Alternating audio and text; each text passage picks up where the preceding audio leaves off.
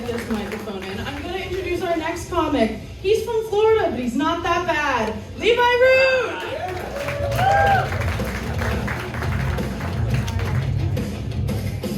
Hell yeah, keep it going for Bree. You guys ready to get fucking weird? So, towards the end of my 20s, I partied my way through South Florida and parts of the Bahamas and became pretty well known as the Speedo Guy.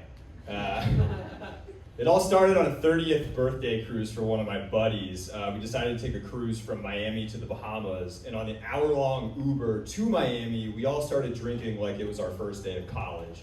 It got so bad that I didn't think I was going to make it onto the cruise ship. So my buddy reaches into his pocket, and he gives me an Adderall and says, "Don't worry, man, you'll be feeling fine in about an hour." It was the worst fucking decision ever. I disappeared, and about an hour later, I re-emerged wearing nothing but a lime green Speedo,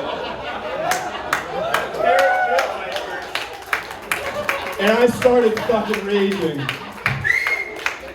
So I come out there and I start doing the worm and I'm dancing down the ship, totally oblivious to the fact that the captain is giving a safety demonstration to 3,000 of my fellow shipmates.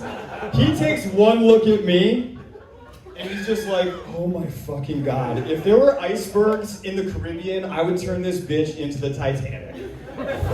My buddies see me clearly struggling and grab me. The one that gave me the Adderall looks at me and he goes, "You know what, buddy? Not everybody's cut out for amphetamines." And they threw me back in the room. So as soon as the ship takes off, we run into this bachelorette party and they're like, "Oh my fucking God, Speedo Guy, you're coming with me." And so we go back, they had rented the presidential suite. And so we're in there, we're partying, and I look up, and the presidential suite is right below where the captain is like steering the ship on the bridge. So I look up, and I grab the railing, and I start doing pull-ups on there. And as soon as my head gets over the bar, there's the captain staring at me again. And he's just like, "Will somebody get the fucking Speedo Guy off my goddamn bridge?" And I'm like, "Oh shit, I'm gonna go to cruise jail." It worked out. And the next day we pulled up into the port of Nassau, and so we went to this really high-end establishment. If you guys have ever heard of it, Senor Frogs. Make some noise if you heard of Senor Frogs. It's the classiest shit on earth. And I convinced the bride-to-be to let me fake propose to her so that we could all drink for free the entire day. And it fucking worked.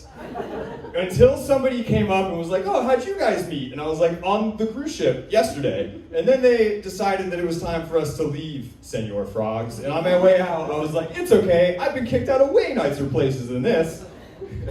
Again, figured I was going to cruise jail. So our last night there, we're like, maybe we should fucking chill out. So we got a reservation at like this really high-end restaurant. So we all wore suits, went up there. And as soon as I walk into like this 5-star restaurant on the ship, I hear, "Damn, the Speedo boy cleans up pretty good." And I look over, it's the fucking captain of the ship. And he comes over, he's like, "Just leave your clothes on, please." And he turned around and walked away. So the next time I donned the Speedo was about 6 months later. It was a bachelor party in Key West. Anybody ever been to Key West before? Make some noise.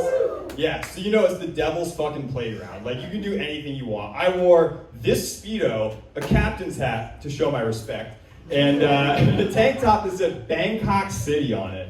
And I rocked up to this bar called Irish Kevin's, and the bouncer takes one look at me and he's like, "There's no way you're coming in here looking like Peter Pan at Mardi Gras." I was like, "Dude, come on, there's girls in there." And he's like, "Yeah, but they make people want to stay in this bar and you're gonna make everyone leave." So I was like, "I'll cut a deal with you. I bet you I can make more money in an hour than any of these other people can for you in the whole night." He goes, "All right, deal." So I go in there, I take 2 steps in the door, and I hear, "Speedo Guy!" It was 3 of the girls from that fucking cruise from the bachelorette party 6 months later. And I was like, this is gonna be awesome. So I go in there, and all these ladies are like, "Hey, you gotta let us take pictures with you." And I was like, "All right, I work for tips. Like, I'm on fucking Hollywood Boulevard." And so in 30 minutes, I made $400. I took $200, I slapped it on the bouncer's desk. He goes, "You can come back every night this week." And I was like, all right. So I came back every night that week. I made $1,200. Walked across to the strip club, and in 20 minutes spent $1,200. And the stripper's like, "Oh, let's keep partying." I was like, "No, that's all the money that I brought. Like, I made it taking pictures." She goes, "Wait, are you the fucking Speedo Guy?" And then she brought me my money back to spend again. She got arrested, not my fault.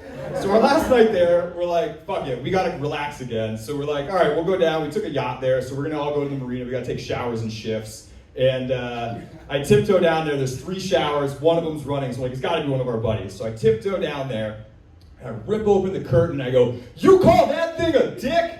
It was not my fucking friend in that shower. It was this 60-year-old man with balls down to his fucking knees. He went, what the fuck? And I was like, I'm so sorry. He goes, dude, it's all right. Like, I've been coming to Key West for 30 years. This is the weirdest thing that's happened to me, but are you the fucking Speedo Guy?